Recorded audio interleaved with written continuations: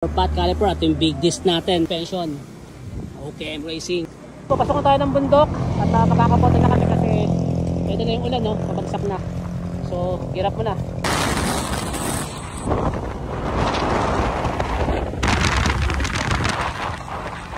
Grabe. Ano, kaya dyan, Toy?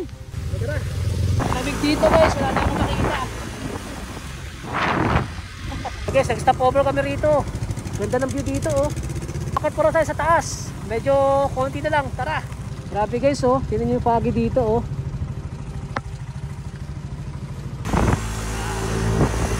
Woo! Lord, nasa lakad pa ba ako, Lord?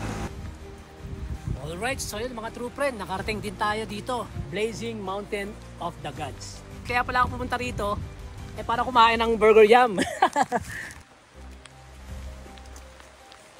Alam mo, ikaw lang. Ay, meron ka rin pala? May burger yum ka rin? Tapos na, kanina Tapos na? pa. Wala kaming choice guys, dadaan kami dito. Hindi matarik. Pataas siya. Balik tayo. Isa pa? Tara, balik tayo, bitin eh.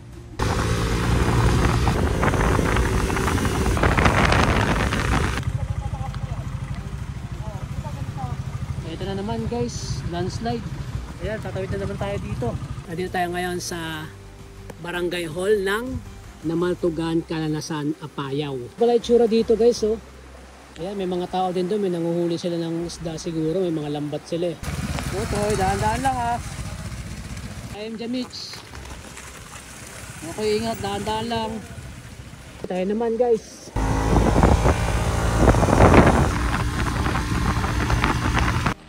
Blazing Mountain of the Gods. Dito nga yan sa Cordillera. Napakaganda. Pag nakakita niyo sa personal, grabe. Napakataas ng bundok na to. At medyo iba yung klima. Sobrang lamig, sobrang foggy. Kanina, so ngayon medyo nawala na kaya nakita na natin. And then sa spot na to guys, makikita ninyo. Ayan oh. Yung may rainbow pa. Tapos sea of clouds. Ang ganda ng mga kalsada na dinaanan namin dito kanina. Kaya naman, isa to sa mga hindi natin makakalimutan. Cordillera Level 3. Guys, puntahan ninyo para makita ninyo ng personal kung gaano kaganda to. Ayan o. So, ginabi na kami pero ito yung spot dito. Ang ganda guys. Sea of clouds. Ayun o. Sea of clouds. Tapos sunset. Ganda no.